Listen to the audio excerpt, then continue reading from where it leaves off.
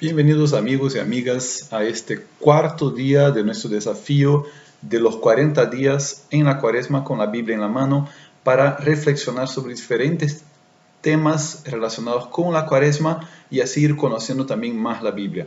No dejes de compartir y avisar a toda la gente de tu familia, comunidad, movimiento, grupo de oración, que aquí van a recibir formación bíblica, siempre según los criterios de la Iglesia Católica, porque esa es mi formación, así he sido bautizado, esta es mi fe, pero también abierto a cualquier persona que quiera conocer de la Biblia y aquí va a encontrar una orientación. Mi nombre es Ricardo Braz y te invito a suscribirte a mi canal si es que todavía no te has suscrito y a activar las notificaciones para que no te pierdas ni un día de la meditación bíblica en esta Cuaresma.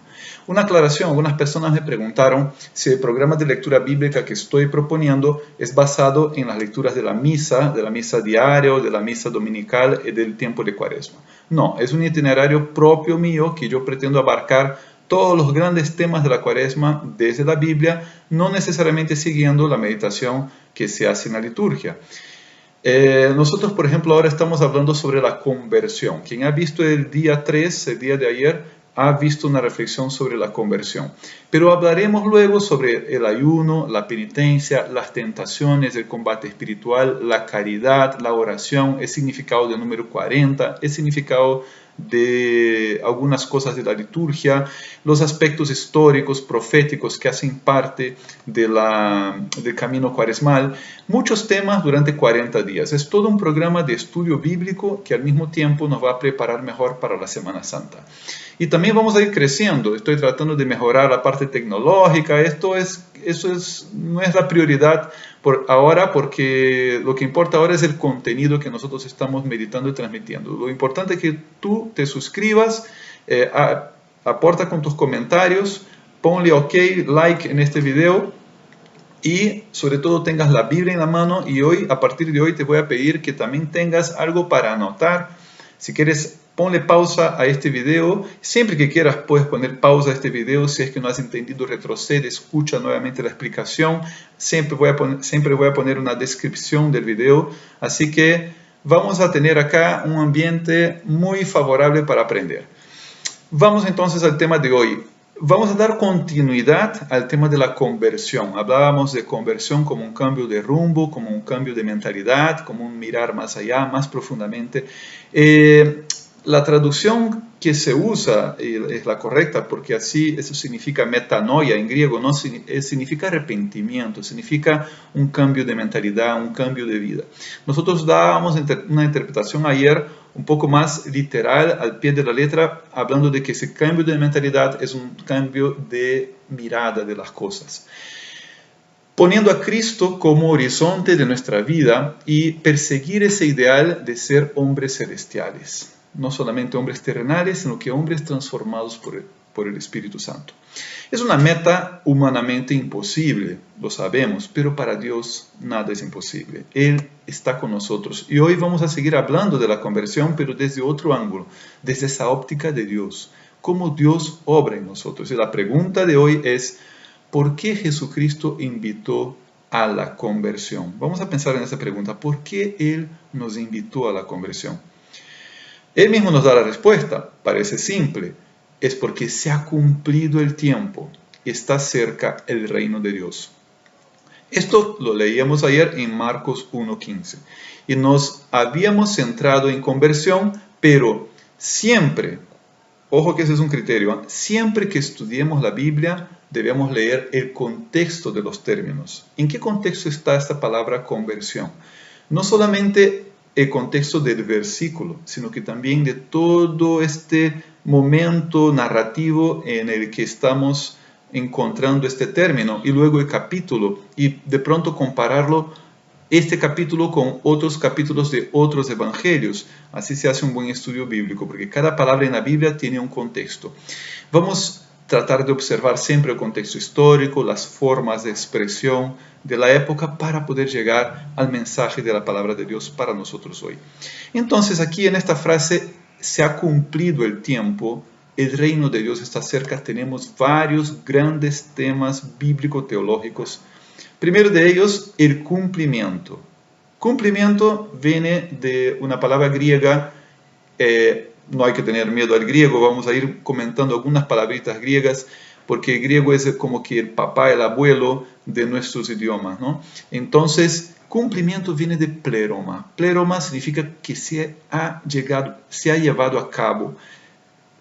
Se cumplió el tiempo, se ha llevado a cabo el tiempo. Tiempo viene de kairos, una palabra griega también.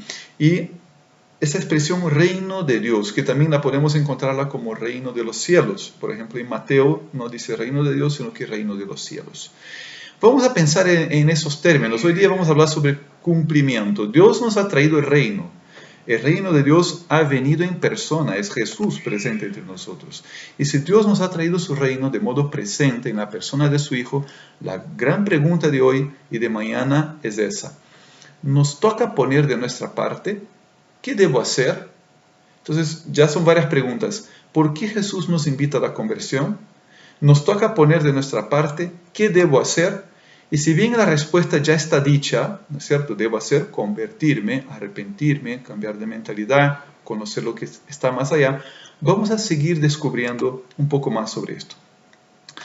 Como dije, vamos a centrarnos en esa palabra se ha cumplido. Hoy se ha cumplido, se ha llegado a la plenitud, se ha llevado a cabo la totalidad de los tiempos. Es una palabra pleroma en griego muy rica en significados. Y vamos a tratar ahora de ver también el Evangelio de Mateo. La palabra pleroma es usada en forma de verbo, no como cumplimiento, no como sustantivo, sino que en forma de verbo, se ha cumplido, ¿no es cierto? Se ha cumplido. Viene de esa palabra pleroma también en Mateo. Mateo la utiliza no para hablar de se ha cumplido el tiempo, sino que en Mateo 4:14 él habla de que se ha cumplido lo que anunció el profeta. Es algo muy típico de Mateo. Mateo usa esa expresión y siempre se remite a los profetas durante varios momentos de su libro, de su evangelio. Entonces en Mateo 4:14 encontramos en forma de verbo se ha cumplido, no es el cumplimiento, pero se ha cumplido lo que anunció el profeta Isaías. El paralelo es el pasaje de Marcos. Se ha cumplido el tiempo, la predicación de Jesús. ¿Cuál es la profecía de Isaías de la cual habla Mateo? El pueblo que andaba a oscuras vio una gran luz. Los que estaban sentados en la región y en la sombra de muerte, para ellos amaneció una luz. Esta es una profecía que está en el capítulo 9 de Isaías, Isaías 9:1. ¿Y de qué nos está hablando Mateo cuando habla de Jesús en este comienzo de su predicación? De que ha brillado una gran luz, que Jesucristo es la luz del mundo. Se ha cumplido lo que anunció Isaías de que una gran luz brillaría para el pueblo que camina en las tinieblas. Se cumple el tiempo de la llegada del Mesías. Mira, si estudiáramos el libro de Isaías, veríamos que en gran parte de sus escritos el profeta anuncia la llegada del Mesías. También usa Lucas, de la misma manera que Mateo, la palabra pleroma, transformada en verbo, pero ahora esta palabra está en la boca del mismo Jesucristo. En el comienzo de la predicación de Jesús, nos dice Lucas, que Jesús entra a la sinagoga en Cafarnaúm y abre el rollo del profeta Isaías, pero no del pasaje de la luz, ¿no? De una luz que brilla en las tinieblas, sino otro pasaje, el pasaje de cómo el Mesías estaría ungido por el Espíritu Santo. Entonces mira que en Lucas capítulo 4 tenemos algo muy parecido a Mateo capítulo 4 y a Marcos capítulo 1. Una línea en común de esta palabra cumplimiento o se ha cumplido, ¿no es cierto? Entonces ahí hay un paralelo, una palabrita que se repite en los tres evangelios pero de manera diferente. Lucas ubica la predicación de Jesús, así como Mateo y Marcos, ellos ubican después del bautismo en el Jordán. Jesús es bautizado, es llevado al desierto para ser tentado y luego empieza a predicar lleno del Espíritu Santo. Esto es algo que también podemos leer en los tres evangelios. Jesús está lleno del Espíritu Santo al comienzo de su predicación. Miren, anoten. Después lo voy a poner también en la descripción del video, pero ustedes tomen nota. En Marcos 1:12, Jesús está lleno del Espíritu Santo. En Mateo 4:1, Jesús está lleno del Espíritu Santo. En Lucas 4:1 y Lucas 4:14, Jesús está lleno del Espíritu Santo. Es decir, Jesús está inundado de ese Espíritu y lleno de ese Espíritu va a predicar la buena nueva. Los tres evangelistas dan testimonio de este Jesús lleno del Espíritu Santo. Pero en Lucas, que es el pasaje que vamos a ver hoy día con más detenimiento, se ve esto aún más claro, porque cuando Jesús lee la profecía de Isaías en la sinagoga, es una profecía que habla del Mesías lleno del Espíritu Santo. Vamos a tomar la Biblia en Lucas capítulo 4, versículos 16 al 22. Acá lo tenemos, yo lo voy a leer. Jesús regresó de Jordán lleno del Espíritu Santo. El Espíritu lo condujo al desierto, donde el diablo lo puso a prueba durante 40 días. Así comienza el capítulo 4. Ahora vamos al versículo 16. Llegó a Nazaret, versículo 14. Jesús, lleno de la fuerza del Espíritu, regresó a Galilea. Enseñaba en las sinagogas y todo el mundo hablaba bien de él. Versículo 16. Llegó a Nazaret, donde se había criado.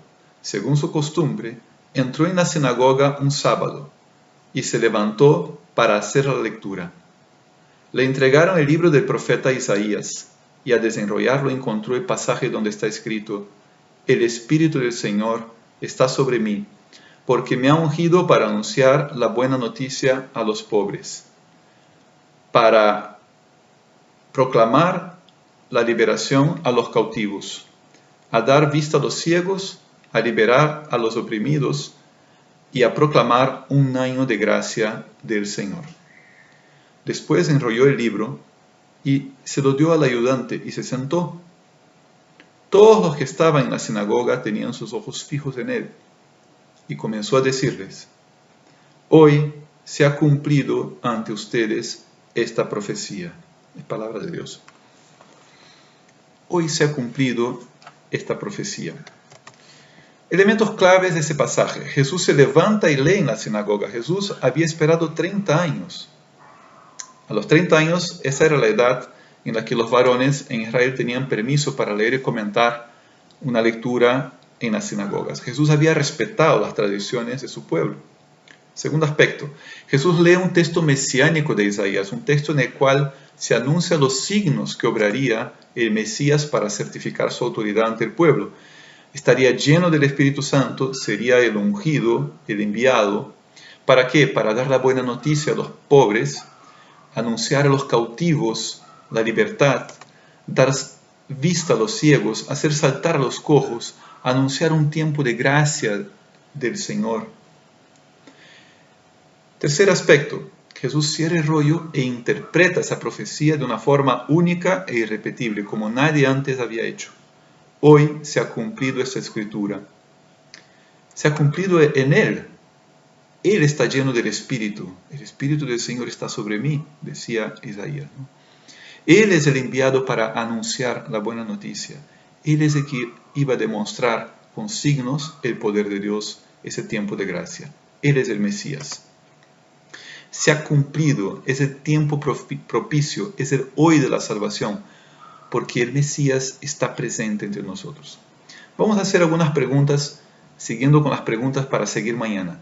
Si está presente entre nosotros el reino de Dios, ¿qué me falta para vivir ese reinado de Dios? ¿Qué cosa está reinando en mi vida? ¿Será que es Jesús el que reina en mi vida o otros dioses? Conversión es algo a lo que estamos invitados. Conversión basada en la acción divina. Él está presente en nosotros, lleno del Espíritu, obrando maravillas con su poder. ¿Qué me toca hacer a mí? ¿Qué tengo que poner yo de mi parte? Entonces, este es el mensaje de hoy, esta es la pregunta de hoy. Mira que Jesús al comenzar su predicación, Él va a ponernos también en una situación de decisión. Debo decidir si creo en Él o si no creo, si me convierto o si no me convierto. Espero que puedan mirar acá, tengo una pizarrita para que ustedes ahora, el día domingo, puedan estudiar un poquito más estos tres evangelios. Vamos a poner acá Vamos a acomodar acá y ojalá ustedes puedan seguirme con esta pequeña pizarrita que he preparado. Ok. Acá tenemos el inicio de la predicación de Jesucristo. Y en el libro del Evangelio de Mateo, miren la progresión del Evangelio de Mateo. Mateo 3, 13 a 17 habla del bautismo. Mateo 4, del 1 al 11, sobre las tentaciones. Mateo 4, 12 a 16, sobre el cumplimiento de lo que había dicho el profeta. Mateo 4, 17, la llamada a la conversión, conviértanse. Y Mateo 4, 18 al 22, la llamada a los primeros discípulos. Ahora vamos a mirar el Evangelio de Marcos. También Marcos 1, del 9 al 11, así como Mateo, habla del bautismo. Marcos 1, del 12 al 13, así como Mateo, habla de las tentaciones. Marcos 1, del 14 al 15, así como Mateo, nos habla del cumplimiento y la llamada a la conversión. El cumplimiento del tiempo y la llamada a la conversión. Y Marcos 1, del 16 al 20, habla de la llamada a los primeros discípulos, así como Mateo. Así que Mateo y Marcos, en este caso, son muy parecidos. Ahora vamos a mirar cómo es Lucas. Ahí tenemos algunas diferencias, pero también similitudes escondidas. Vamos a ver cómo es. Lucas 3, de 21 a 22, también narra el bautismo de Jesús, como Mateo y Marcos. Acá hay algo muy propio de Lucas, la genealogía de Jesús insertada en este contexto, que es algo que podemos estudiar en otro momento, no ahora, pero acá en Lucas 3, 23 al 37 está la genealogía de Jesús. Lucas 4, del 1 al 13, las tentaciones. También, después del bautismo, las tentaciones. Lucas 4, del 14 al 30, utiliza esa palabra cumplimiento. Así como Mateo y Marcos, Lucas también habla de cumplimiento. Lucas habla de la llamada de los primeros discípulos, pero más adelante, ya en el capítulo 5. Entonces no vamos a tocar el tema acá. Pero mira qué interesante. Los tres evangelistas hablan del bautismo, de las tentaciones y de este cumplimiento del tiempo. Solo que la manera como Lucas trata el cumplimiento del tiempo es hablando de este Mesías lleno del Espíritu Santo, lleno de su poder para anunciar la buena nueva, para dar la buena noticia. Entonces, ¿qué podemos concluir de ahí? Que así como Mateo y Marcos hablan de que el reino de Dios está cerca de nosotros, es la predicación de Jesús, en Lucas Jesús también habla lo mismo, pero con otras palabras. El reino de Dios está presente porque el Espíritu de Dios está sobre mí para dar la buena noticia, para anunciar a los cautivos la libertad, para transformar el mal en bien, para curar a los ciegos, para resucitar a los muertos. Esto es lo que Dios hace por nosotros. Y la pregunta es, en esta cuaresma, ¿qué nos toca a nosotros hacer? Conviértanse y crean en el Evangelio, dice Jesús. Un gran abrazo a todos. Espero que esta reflexión, que fue un poquito más larga hoy día, porque es comparación de tres evangelios, les haya ayudado. Si te ha gustado, pon tu comentario aquí. Comenta también en el Facebook, donde también yo publico. Y si quieres entrar al grupo de WhatsApp, te voy a dejar el link aquí de invitación para sumarte al grupo de WhatsApp y seguir con esos estudios bíblicos tan interesantes y tan edificantes para nosotros. Muchas gracias y nos vemos mañana. Un abrazo.